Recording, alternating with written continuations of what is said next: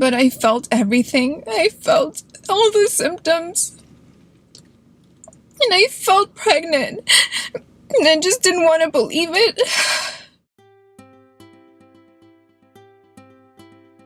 Hi there, I'm Dr. Marc Sklar, the fertility expert, and welcome to Fertility TV, a YouTube channel dedicated to your fertility and helping you get pregnant naturally. So today's episode is going to be a little bit different. As you might know by now, I'm a natural fertility expert, and I help couples get pregnant through my online virtual programs and consultations.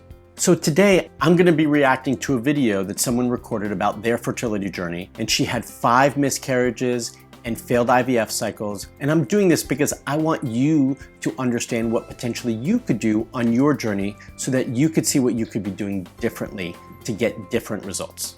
She did end up getting pregnant and having a healthy pregnancy and having a baby. So in the end, this is a story of happiness. But I want you to know that even though it's a little bit sad throughout the story, there is hope for her because she did succeed in the end, and hope for you. Let's join in right here. So I came back at 8 weeks and they told me that there was no heartbeat, and they diagnosed me with a blighted ovum. They said that I would miscarry. I couldn't believe it at the time because you just never think that something like this could happen to you. And I'm a very realistic person. I know that nothing in life is guaranteed. And I knew that there was a chance that it wouldn't work out. But I felt everything. I felt all the symptoms. And I felt pregnant, and I just didn't want to believe it. So I went to 3 different ultrasound clinics after that to have it confirmed. Then at 10 weeks, I started to miscarry naturally, which is the most unbearable thing that any woman can go through. And if anyone who's watching this and who's been through that, I'm so sorry.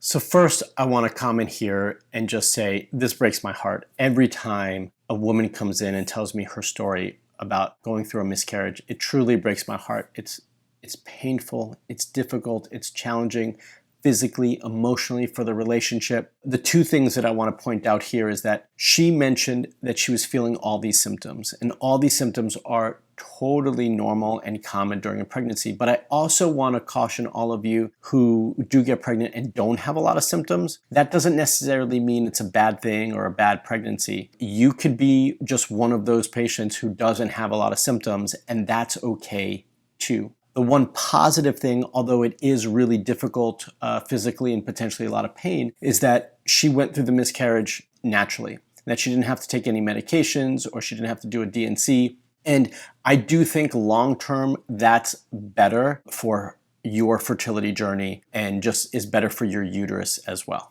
So now let's listen back in as she continues her journey. She mentions that after this miscarriage, she actually did have to go through a D&C, unfortunately, because there was some leftover tissue, which is not that uncommon. Hopefully it doesn't happen too often, but it can happen. And so now her and her husband have decided to take a little break from trying, which is appropriate and good. So let's listen in. On and off for, I don't know, like 6 months, and it just wasn't happening. I don't know, maybe because of my fear, because of my depression, I don't know. So we decided to go to a fertility clinic here in Toronto. We did that the summer of 2017, and they did a bunch of tests and analysis. Our genetics were fine, or they were compatible, and they didn't see any serious issues with either myself or my husband.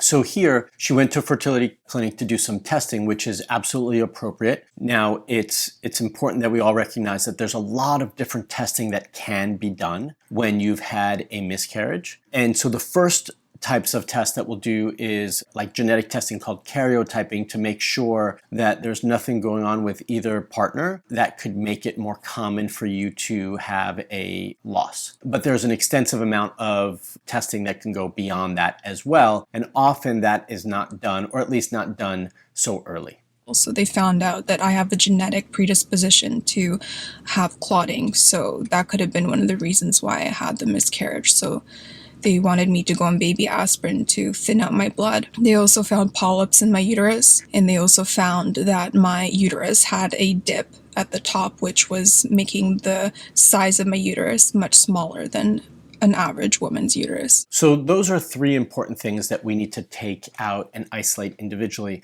First, she was found to have a blood clotting disorder. And so the common treatment from a conventional medical perspective is to prescribe baby aspirin as a blood thinner, which can absolutely be helpful. I want all of you listening to know that there's a lot of things that you can do naturally as well to thin the blood to support this process, one of which is actually taking fish oils. Fish oils are a natural blood thinner and can have a real positive effect on this as well. The second piece that they found for her were polyps. Now, there is some controversy. We're not sure if polyps actually cause a miscarriage, but since they found it, we want to remove that. And for those of you who don't know what a polyp is, it's basically like a little skin tag inside the uterus. Third, they found a septum or a septate part of the uterus. They found that the uterus is actually not in the right form. So the uterus should look, the back of the uterus should look like this with a nice opening. And hers is actually the opposite. There's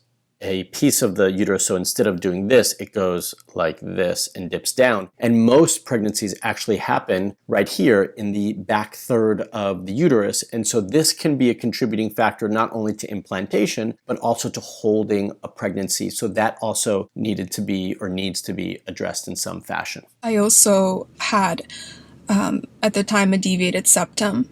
And I had it confirmed by 3 other doctors, and I asked my fertility doctor what he thought about it, and he said it's definitely something that he wanted me to fix before I would try to get pregnant again, because it would limit the amount of oxygen that would go to the baby. So that October, I had 2 surgeries. In the beginning of October of 2017, I had surgery to remove the polyps in my uterus. And then at the end of October 2017, I had a surgery to correct my deviated septum. I gave myself a little bit of time to heal. So the deviated septum is not a uterus issue or reproductive issue.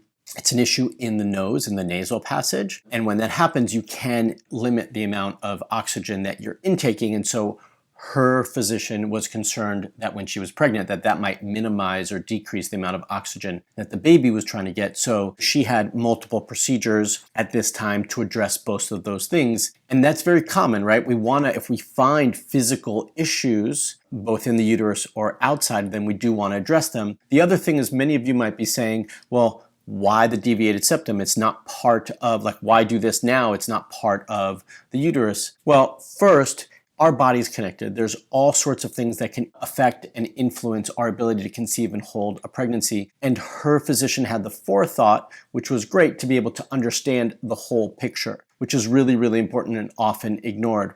Additionally, she's already taking the time to recover from a surgery on her uterus, so why not take this opportunity to do something else, correct any other issues, and use this time to heal. And so that way, when she's ready to move forward, she can do that as well. So I think this was a wonderful idea to take care of simultaneously. To heal from my surgeries, and in December 2017 we decided to try to conceive again with the clinic, and we had a medicated assistance, which means that I was given drugs and hormones to help normalize my cycle and help promote a healthy pregnancy and sustain a healthy pregnancy and help with conception and all of that. And if any of you have ever been through that, you know how not only time-consuming it is, but it's very emotionally and physically taxing. So we did that.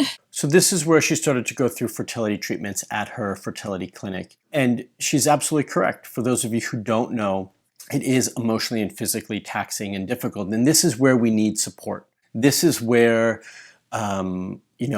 I would encourage her or any of you in a similar situation to have a good support system around you, not just your partner, but others, at least 1 or 2 other people that you can count on. Also support from other health professionals, acupuncturists, different people who can support you through that process, because it typically makes you more responsive to the procedure and treatment. It increases your chances, but also more importantly, it will allow you to process things emotionally and be more grounded throughout the process. And so that is definitely something that I would recommend for all of you. And We did that for 3 cycles. Out of those 3 cycles, I had 2 chemical pregnancies, which means that the embryo would attach to my uterus, and then it would detach, and I don't know why.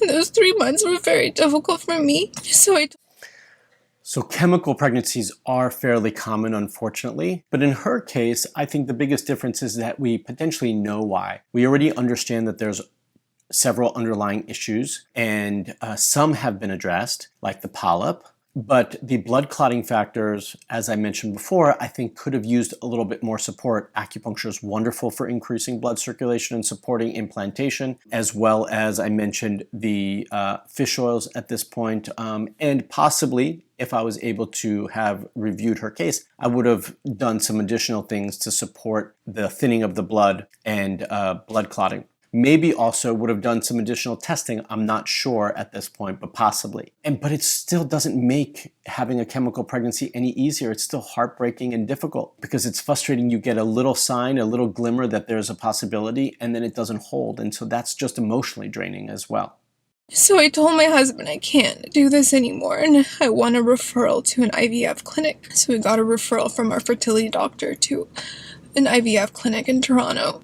And we started again with the analysis and the tests. My fertility doctor at the IVF clinic determined that that dip in my uterus was getting in the way of anything growing in there, and he thought that I would have to get another surgery to get it fixed. So this is really important. This starts to show you the difference between one physician and another. She was seeing her fertility doctor, which was probably just her OBGYN, who does not have the experience and understanding when it comes to fertility overall to be able to give her the best advice moving forward. Finally, she was able to move forward and see a fertility clinic, which is different in every country, right?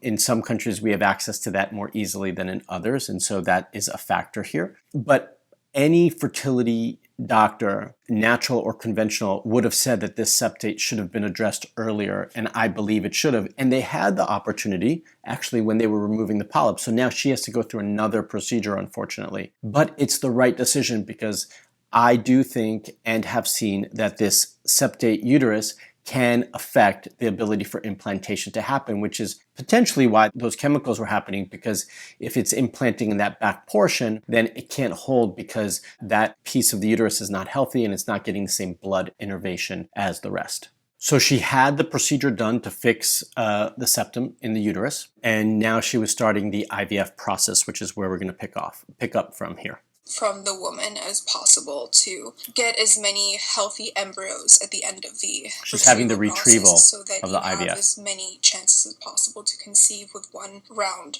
of IVF. I went through the retrieval process, which is another very, very difficult, grueling process emotionally and physically. I was injecting myself with hormones every single day, taking drugs, all of that. Thankfully, we had a lot of healthy eggs retrieved. After the eggs were retrieved, they were fertilized, and we had to wait until they matured and got to a certain stage. I think it's called like the blastocyst phase or whatever. And luckily, we had a lot that made it to that stage. After that point, we decided to do PGS testing, which is genetic testing on the embryos, because we thought that maybe one of the reasons why it wasn't working was because there was something wrong genetically with the embryos. So she's gone through a full retrieval cycle for IVF. She's stimulated her ovaries, they've retrieved the eggs, they've fertilized them, they've allowed those embryos to grow, and now before freezing they're going to biopsy a piece of the tissue, the cells,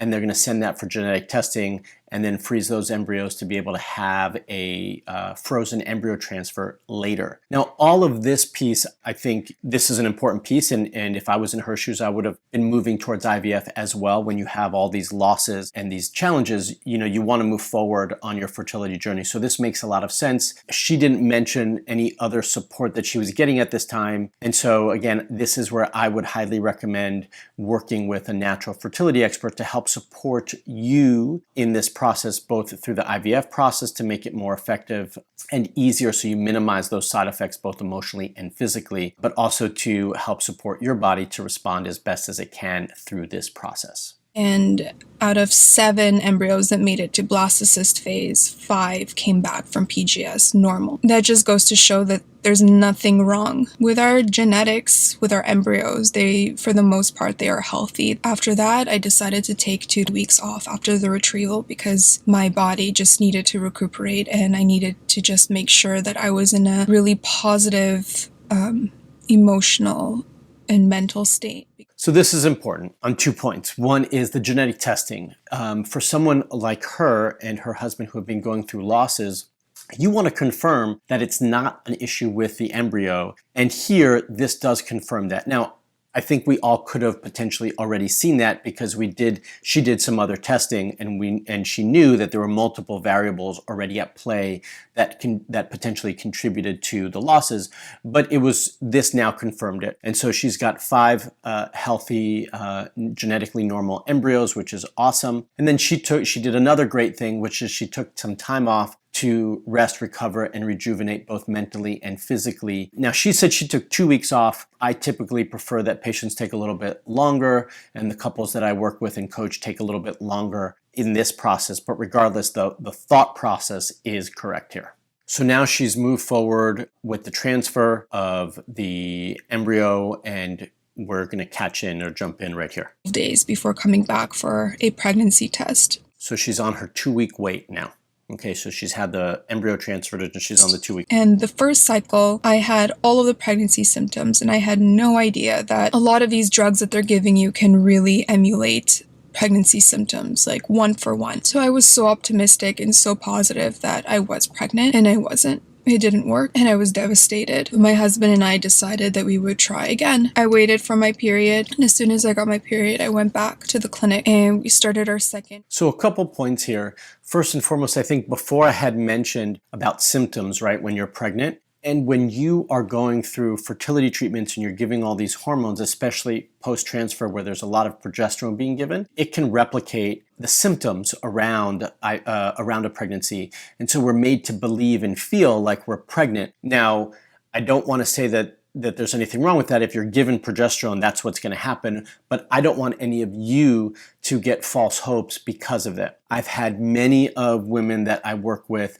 who have had plenty of symptoms and have not been pregnant. And also I've had plenty of women that I've worked with who have had no symptoms and been absolutely pregnant. So don't put a lot of weight in those symptoms, especially if they're giving you hormones and progesterone in this case. Additionally, she had her negative cycle and then she went right into another one. I would have probably preferred that we wait a little bit here. And I think that's really useful for many of you watching, is just a little bit more of a break as you're going through each stage of this process. Now, she did 1 retrieval cycle where she got 5 embryos that are frozen, and now she's doing multiple transfer cycles of those embryos. Some might look at that as 1 IVF cycle, and some might look at that as multiple IVF cycles. So we're picking up, and she's had another transfer, and she was having a lot of the same symptoms, but she was trying to stay grounded, so she was sure that she wasn't pregnant. And as I press play here, you're going to hear that she's pregnant. The nurse had called to let her know that she's pregnant.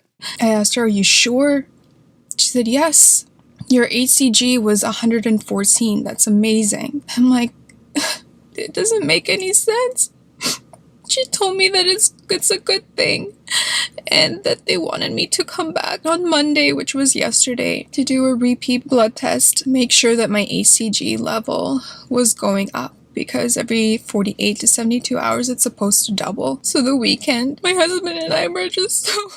This is an emotional piece. She's been pregnant multiple times. It's hard to trust anybody, your body. It's hard to trust the pregnancy because she's had multiple failures. So this reaction is really common. But I want to explain to all of you what she's going through, right? So she had her pregnancy test. It came back positive over 100. I look for on the first pregnancy reading that we're at least at 100. And then every 48 hours, we're looking for that to roughly double. As long as it goes up about 75 to 80%, we feel really good about that. And so she's waiting for that second reading to know how those numbers are increasing her pregnancy hormone. So this is a really emotional piece here. She has, when she got the call from the nurse for the second HCG, which I told her we wanted to at least hopefully double, or if not 80%, it had gone down. And so she was miscarrying again. And it's just tragic. I'm emotional just listening to her going through this. And this is the sort of thing that unfortunately patients go through. And we all really need a lot of support during this time. Fortunately for her, she does have the support because her parents are there for her. So let's listen in. In my life, I'm so grateful for. I have an amazing husband and amazing family. I just can't help but feel like I'm a failure, and I know that if anyone is going through the same thing, I know that you feel like that too. I know. So I want you to know, as much as she feels like it's her fault and she feels like a failure, if any of you are going through that same feeling, and I'm sure it's common, I know it's common from working with so many of you, you're not. These are things that are often beyond our control. Don't bear that burden. These things can be supported and they can be changed, and you can see the results that you're looking for, but it's hard, it's difficult. But she has the motivation and the determination to keep going, and I hope all of you do too, because that's really the most important piece of this, is that you're going to keep going to get the results that you're looking for, and that you have the support that you need to get those results. So in the end, what happened after her last loss was that she took a couple months off. They took a vacation. They reconnected with each other, with themselves, and they really just focused on healing emotionally and mentally. And that was really, really important for them, because at the end of those 2 months, they got a positive pregnancy test. And this was the pregnancy that actually held. They followed their HCG and everything was doubling.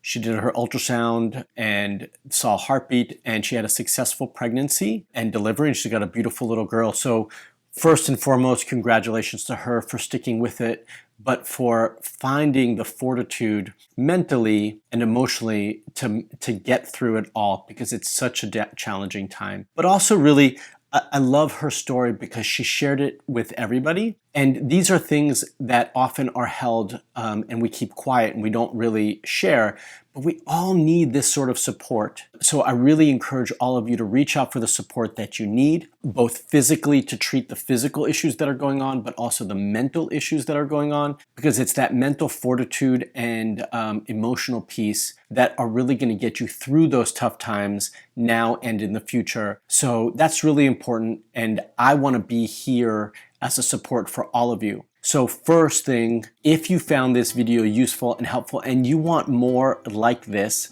then please post your comment below and let me know. And then I want you all to know that my team and I are here for you. We're here to support you in any way that you need. And if you would like that personalized coaching to help you figure out what's going on and to create a good plan to support you through that process, then you can do that by applying for a discovery call with my team. The link for that is below in the comment section to do that. So hopefully you found this video useful. I want you all to be healthy, to be safe, and to be fertile. See you in the next video.